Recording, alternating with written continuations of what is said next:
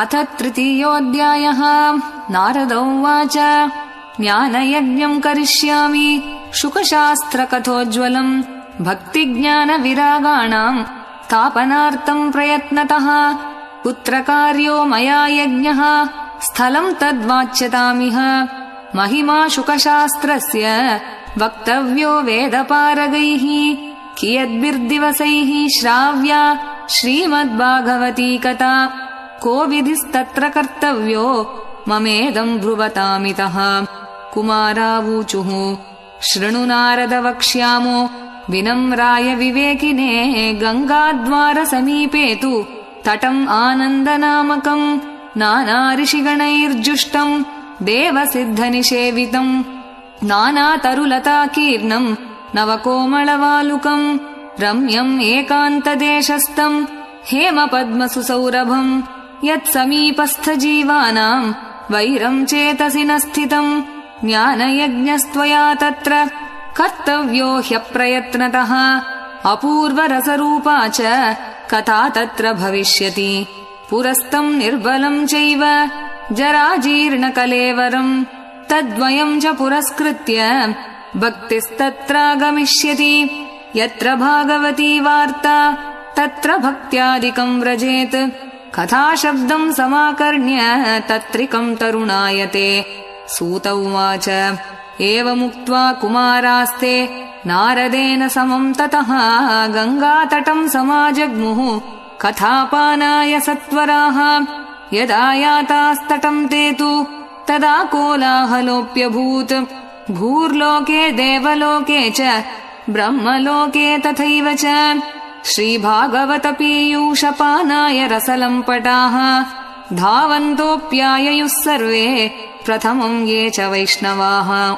भृगुर्वसिष्ठश्च वनश्च गौतमो मेधातिथिर्देवलदेवरातौ रामस्तथा गाधिसुतश्च शाकलो मृकण्डुपुत्रात्रिज पिप्पलादाः। योगेश्वरौ व्यासपराशरौ च छायाशुको जाजलिजन्नुमुख्याः सर्वेऽप्यमी मुनिगणाः सह पुत्रशिष्याः स्वस्त्रीभिराययुरतिप्रणयेन युक्ताः। वेदान्तानि च वेदाश्च मन्त्रास्तन्त्राः समूर्तयः दशसप्तपुराणानि षट्शास्त्राणि तथा ययुः।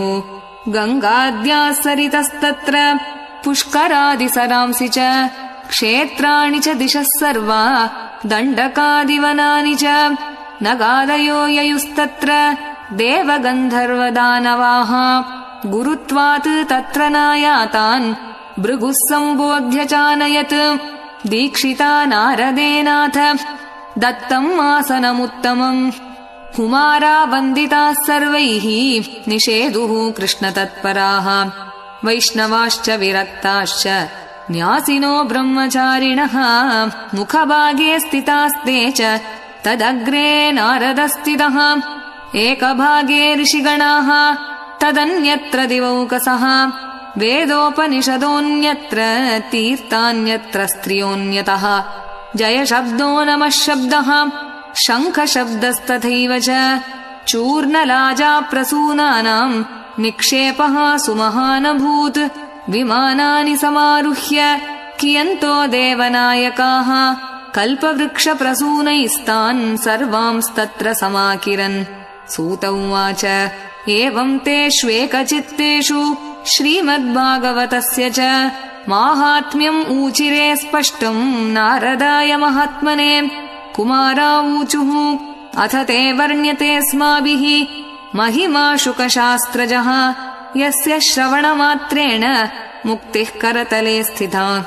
सदा सेव्या श्रीमद्भागवती कथा यस्याः श्रवणमात्रेण हरिश्चित्तम् समाश्रयेत्।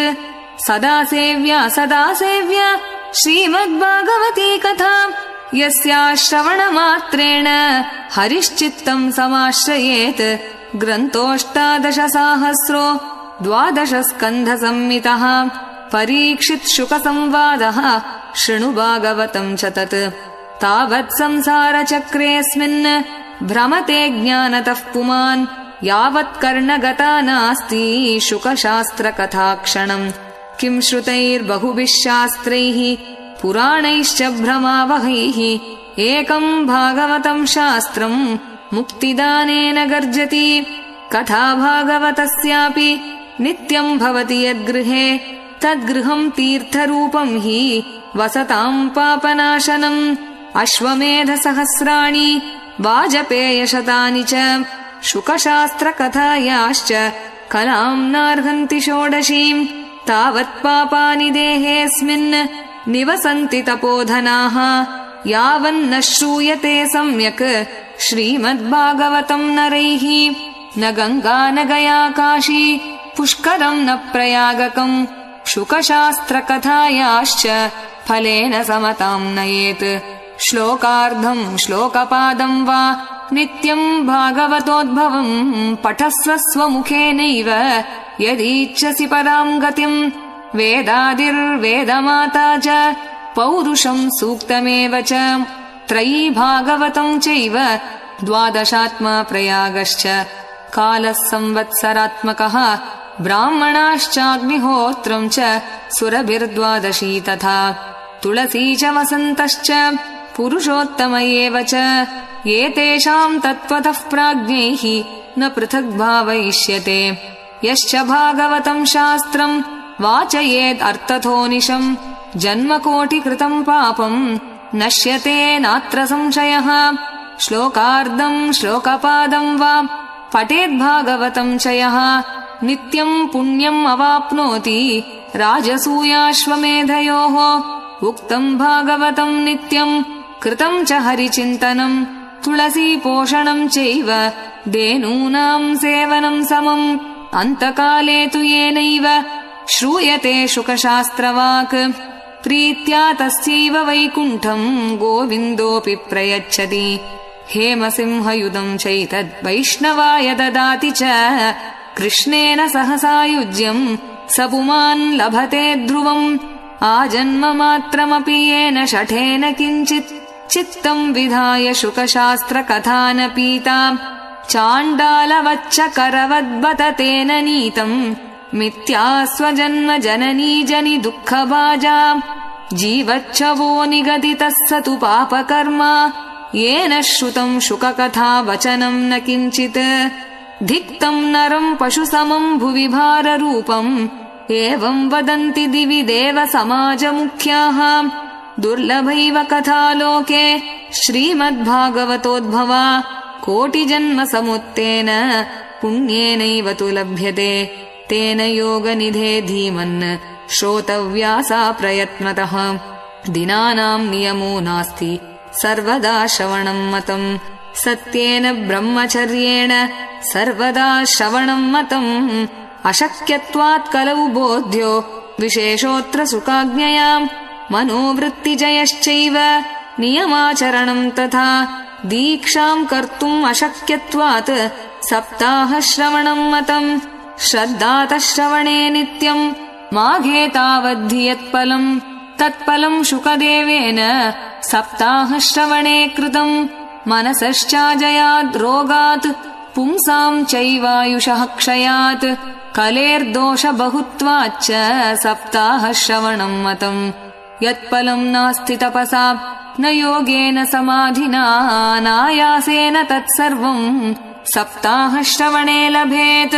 यज्ञात् गर्जति सप्ताहः सप्ताहो गर्जति व्रतात् तपसो गर्जति प्रोच्चैः तीर्थान् नित्यं हि गर्जति। योगात् गर्जति सप्ताहो ध्यानात् ज्ञानाच्च गर्जति। किं भ्रूमो गर्जनं तस्य रे रे गर्जति गर्जति। शौनक उवाच साश्चर्यमेतत् कथितं कथानकम् ज्ञानादिधर्मान् विगणय्य साम्प्रतम् निःश्रेयसे भागवतं पुराणम् जातं कुतो योगविदादिसूचकम्। सूत उवाच यदा कृष्णो धरां त्यक्त्वा स्वपदं गन्तुमुद्यतः एकादशं परिश्रुत्यापि उद्धवो वाक्यमब्रवीत्। उद्धव उवाच त्वं तु यास्यसि गोविन्द भक्तकार्यं विधाय च मच्चित्ते महती चिन्ता तां श्रुत्वा सुखमावह।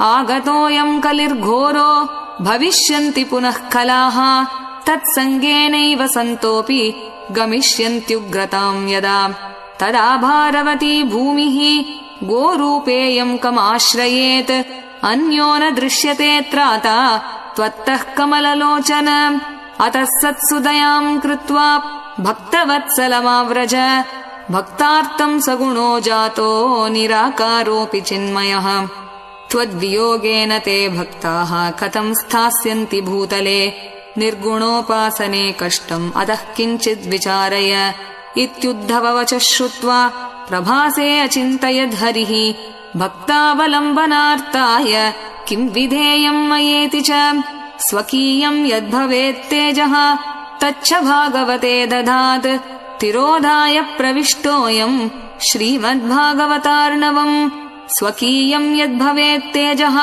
तच्च भागवते दधात् तिरोधाय प्रविष्टोऽयम् श्रीमद्भागवतार्णवम् तेनेयम् वाङ्मयी मूर्तिः प्रत्यक्षा वर्तते हरेः सेवनात् श्रवणात् पाठात् दर्शनात् पापनाशिनी तेनेयम् वाङ्मयी मूर्तिः प्रत्यक्षा वर्तते हरेः सेवनात् श्रवणात् पाठात् दर्शनात् पापनाशिनी सप्ताहश्रवणम् तेन सर्वेभ्योऽप्यधिकम् कृतम् साधनानि तिरस्कृत्य कलौ धर्मोऽयमीरितः दुःखदारिद्र्यदौर्भाग्य पापप्रक्षालनाय च कामक्रोधजयार्थम् हि कलौ धर्मोऽयमीरितः अन्यथा वैष्णवी माया देवैरपि सुदुस्त्यजा कथम् त्याज्या भवेत् पुंभिः सप्ताहोतः प्रकीर्तितः सूत उवाच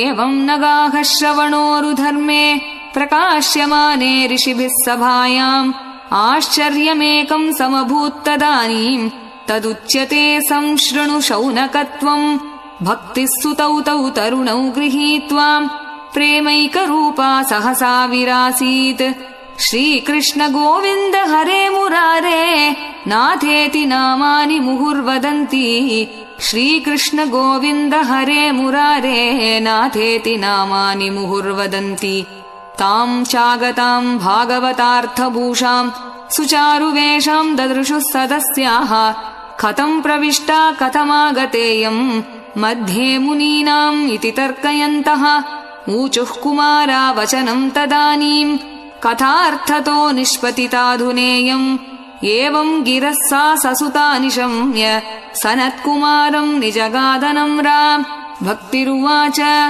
भवद्भिरद्यैव कृतास्मि पुष्टा कलिप्रणष्टापि कथारसेन क्वाहम् तु तिष्ठाम्यधुना ब्रुवन्तु ब्राह्मा इदम् ताम् गिरमूचिरेते भक्तेषु गोविन्द स्वरूपकर्त्री प्रेमैकधर्त्री भवरोगहन्त्री सा त्वम् च तिष्ठस्व सुधैर्य संश्रया निरन्तरम् वैष्णवमानसानि ततोऽपि दोषाः कलिजायिमे त्वाम् द्रष्टुम् न शक्ताः प्रभवोऽपि लोके एवम् तदाज्ञावसरेऽपि भक्तिः तदा निषण्णा हरिदासचित्ते सकलभुवनमध्ये निर्धनास्तेऽपि धन्या निवसति हृदि येषाम् श्रीहरेर्भक्तिरेका हरिरपि निजलोकम् सर्वतातो विहाय प्रविशति हृदि तेषाम्